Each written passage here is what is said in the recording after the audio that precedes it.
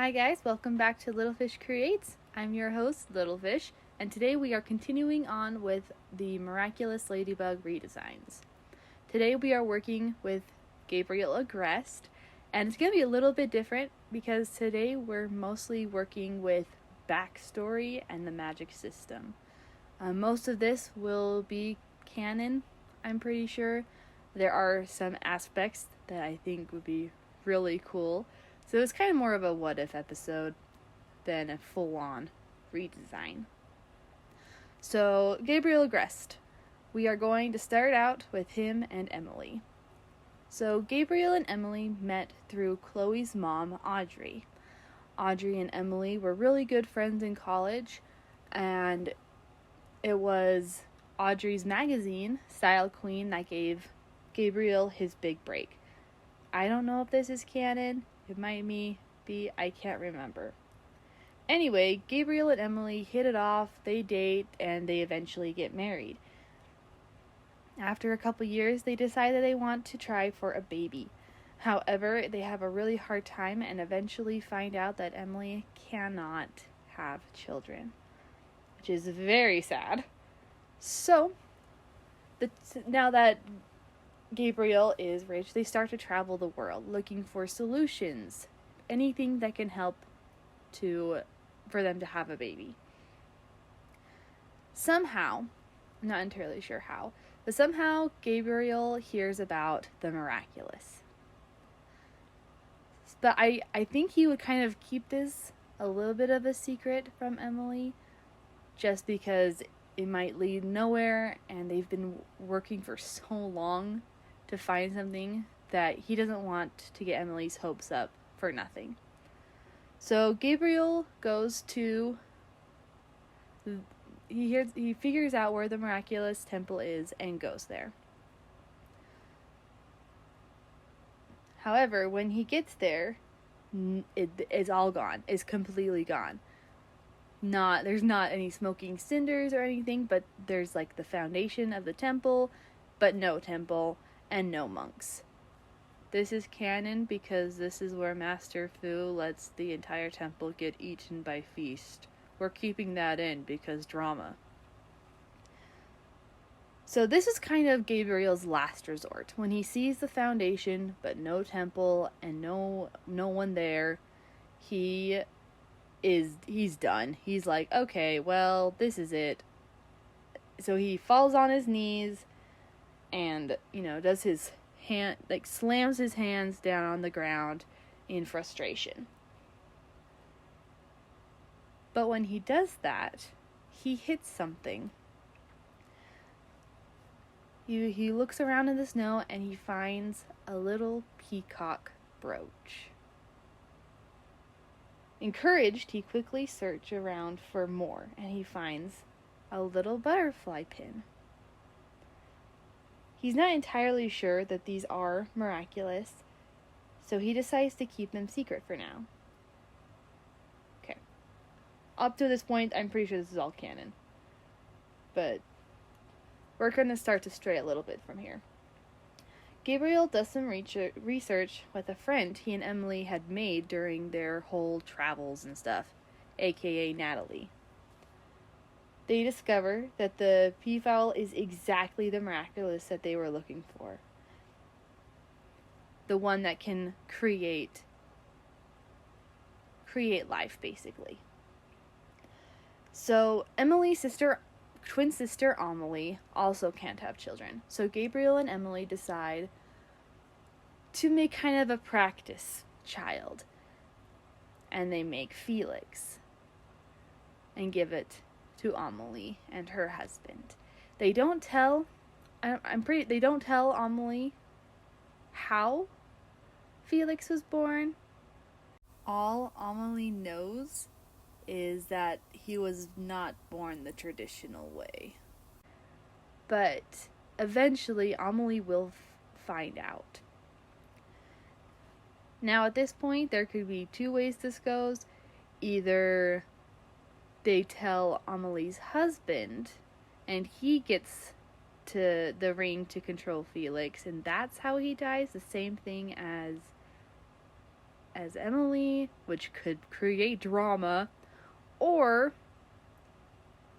Amelie finds out about the way that Felix was born about the time that he dies. I'm not sure. What do you guys think? Let me know down in the comments below.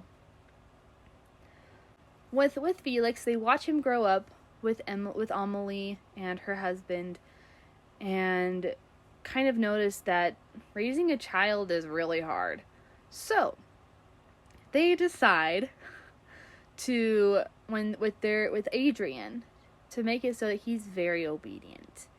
The only thing that he really, really wants is to make his parents happy. #wishmaker. So Gabriel and Emily finally have a baby, and they're so excited, and everything is great. Except, something they don't notice is that there is a tiny hairline fracture in the Miraculous. When they create Felix, another hairline fracture appears. Okay, guys, hear me out. So, basically, when a Miraculous is used for selfish purposes, it starts to break. It doesn't happen all at once, doesn't break in half the moment you decide to use your power to get a boy or a girl. No, it's a little hairline fracture. The Peacock Miraculous already had a small hairline fracture because Master Fu used it for selfish purposes or food, as we know from the story. So, it starts to break. And when the Miraculous starts to break, it starts to break their holder. So, when Emily creates Adrian, it starts to hurt her. It's become so broken itself that it starts to break her along with it. Every time Emily uses the ring to control Adrian, it hurts her more. It hurts the Miraculous more. So even if she's had a really rough day, Adrian will not stop crying. She uses the ring to make him stop crying. Starts to break it again. Practice your piano. Breaks a little bit more. And because it was her that created Adrian and who is currently wearing the brooch, she's the one that it starts to break.